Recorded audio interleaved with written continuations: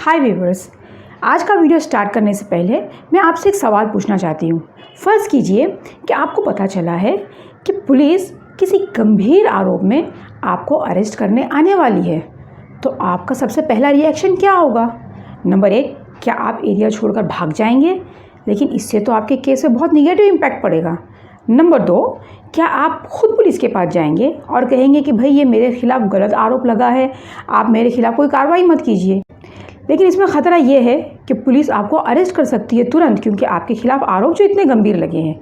Number 3, आप कुछ नहीं करेंगे, घर पे आराम से बैठेंगे, पुलिस को उसकी कार्रवाई कंप्लीट करने देंगे, क्योंकि जब एक बार आप अरेस्ट हो गए तो आपके घर वाले, आपके फ्रेंड्स आपके लिए ज़मानत की प्रक्रिया शुरू कर देंगे। आप तो ज़मानत की प्रक्रिया पूरी नहीं कर सकते ना, क्योंकि आप तो बिहाइंड द बार होंगे, आप तो सलाखों के पीछे होंगे, आपके फैमिली वालों को आपके लिए भागदौड़ करनी पड़ेगी।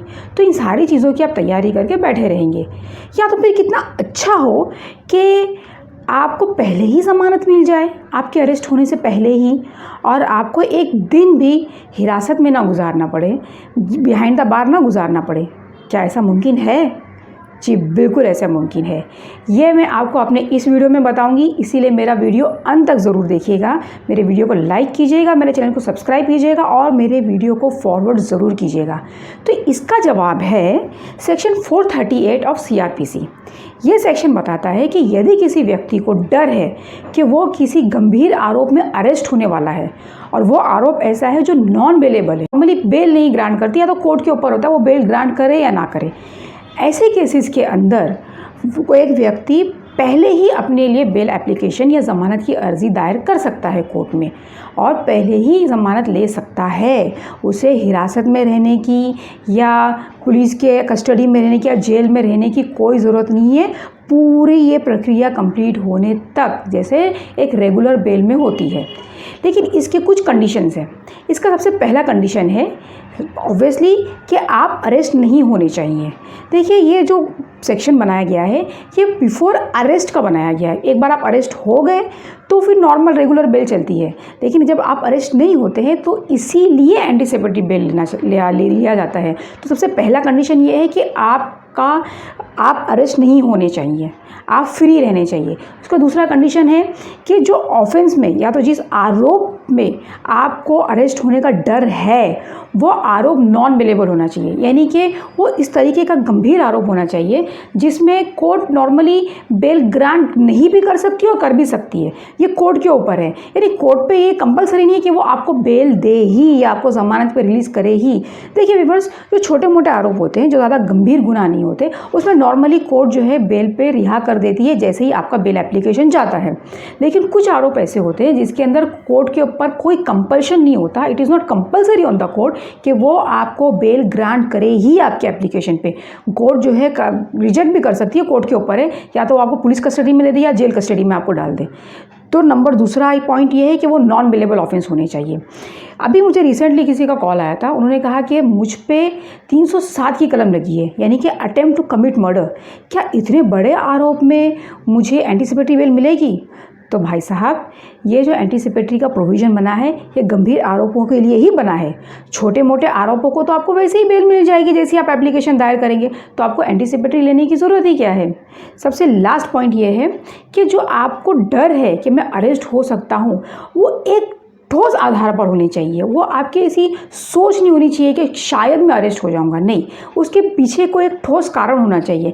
एग्जाम्पल के तौर पे अगर आपके अगेंस्ट में कोई FIR दर्ज हो गई है तो आप FIR की एक कॉपी अपनी एप्लीकेशन के साथ लगा के पुलिस कोर्ट में फाइल कर सकते हैं। ये तो एक बहुत ठोस आधार हुआ कि भाई अगर FIR दर्ज हो गई है गंभीर आरोप में तो पुलिस तो आपको कभी भी अरेस्ट कर सकती है। लेकिन एक दूसरा सिनेरियो ये है कि आपकी किसी से बहस हो गई और किसी ने आपको धमकी दे दिया कि मैं उनको कोर्ट में खींचूंगा, तुम्हें पुलिस कस्टडी में डाल दूंगा, और इसीलिए आप डर के मारे कोर्ट के सामने एंटीसिपेटरी के लिए अप्लाई किए हैं, ये कोई ठोस आधार नहीं है। तो ये मेरे 3 पॉइंट्स आप याद रखिएगा।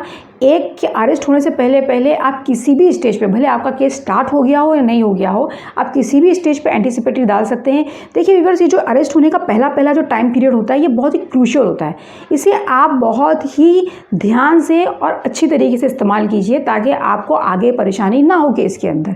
तो पहले बिफोर अरेस्ट होना चाहिए आपका एंटीसिपेटरी बेल एप्लीकेशन, दूसरा ये नॉन बेलेबल ऑफेंस के लिए होना चाहिए, और तीसरा कि आपका जो डर है उसका कोई ठोस आधार होना चाहिए। अब ये जो सेक्शन 438 है ये कुछ चीज़ें बताता है कि जब आप बेल एप्लीकेशन डालते हो, ज़मानत की अर्ज़ी डालते हो, तो वो किन किन चीज़ों को ध्यान में रखेगा। सबसे पहले जो कोर्ट अपनी चीज़ों को ध्यान में रखता है वो है ग्रेविटी ऑफ ऑफेंस, यानी कि आपके ऊपर जो गंभीर आरोप लगे उसकी गहराई कितनी है। दूसरा ये है कि जिस बंदे ने या आपने जो एप्लीकेशन किया है, दायर किया है एंटीसिपेटरी के लिए, कहीं आपका कोई इससे पहले भी सेम ऐसा ही कोई क्रिमिनल रिकॉर्ड तो नहीं रहे, कहीं ऐसे ही गंभीर आरोप या ऐसी कोई एफआईआर आप पे रजिस्टर तो नहीं हुई है इससे पहले। तीसरा, कि कितने चांसेस है कि उस बंदे को अगर हम एंटीसिपेटरी दे दें तो वो एरिया छोड़कर ही भाग जाए, हमारे कोर्ट की जुरिडिक्शन से ही बाहर हो जाए। ये तीसरा चांसेस ये भी मद्देनज़र रखा जाता है। चौथा ये चांसेस मद्देनज़र रखा जाता है कि ऐसा तो नहीं कि ये बंदा कुछ इन्फ्लुएंशियल इंसान है, यानी कि सोसाइटी में बहुत ही एक इन्फ्लुएंस वाला है, उसके बहुत इज़्ज़तदार इंसान है और सिर्फ उसके इज़्ज़त को दागदार करने के लिए ये एक झूठा आरोप लगाया गया है। तो सेक्शन बताता है कि हम इन चीज़ों को मद्देनज़र रखेंगे ग्रांट करने से पहले। लेकिन मेरा पर्सनल एक्सपीरियंस मैं आपको बताती हूँ व्यूअर्स कि सबसे ज़्यादा स्ट्रेस आप इस पर कीजिए कि आपका कोई इन्वॉल्वमेंट ही नहीं है इस ऑफेंस में। जो क्राइम रजिस्टर हुआ है आपके अगेंस्ट में, जो स्टोरी पुलिस ने नरेट की है एफआईआर में, इसमें कहीं पे भी आपका इन्वॉल्वमेंट नहीं है। अगर आप ये बता देते हैं अपने बेल एप्लीकेशन के अंदर या एक प्राइमा फेसी को एविडेंस ला के दे देते हैं तो आपके बेल एप्लीकेशन एक्सेप्ट होने के बहुत चांसेस हैं।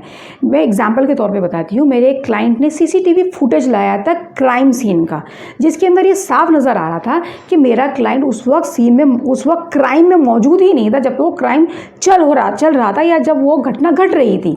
मेरा क्लाइंट उसमें इन्वॉल्व ही नहीं था। तो ये सीसीटीवी फुटेज जो है हम लोगों ने प्रेजेंट किया कोर्ट में अपने बेल एप्लीकेशन के साथ। तो इस तरीके से अगर कोई एविडेंस आपके पास मौजूद है जिसमें आप बता सकते हैं कि आपका इन्वॉल्वमेंट ही नहीं है प्राइमा फेसी इसमें, तो आपके बेल एप्लीकेशन एक्सेप्ट होने के पूरे चांसेस हैं। तो इसी तरीके से जब आप एंटीसिपेटरी बेल एप्लीकेशन फाइल करते हैं, सेशन कोर्ट में आप फाइल करते हैं, अगर वो खुदा ना खास्ता रिजेक्ट हो गई तो आप हाई कोर्ट में जाइए। हाई कोर्ट में अगर आपकी रिजेक्ट हो गई और सारे एंटीसिपेटरी के आपने प्रोविजन ट्राई जो ऑप्शन आपने ट्राई करके देख लिया, तो फिर अरेस्ट होने के बाद आप नॉर्मल बेल एप्लीकेशन, जिसे रेगुलर बेल एप्लीकेशन कहते हैं, वो आप दायर कर सकते हैं। देखिए व्यूअर्स, जितने आपके पास बेल एप्लीकेशन फाइल करने के ऑप्शंस होंगे उतने ही ज़्यादा बेल मिलने के भी आपके पास ऑप्शंस होंगे। तो इसीलिए अपने समय को, अपने ताकत को, अपने एनर्जी को, अपने पैसों को सही तरीके से और सही टाइम पे यूटिलाइज़ कीजिए और बेल के लिए अप्लाई कीजिए और बेल ग्रांट करके ले लीजिए आपके फेवर में। इसी तरीके से और भी अच्छे आपको लीगल टिप्स में ला के देती रहूँगी, इसीलिए मेरा वीडियो देखते रहिएगा। Thank you so much.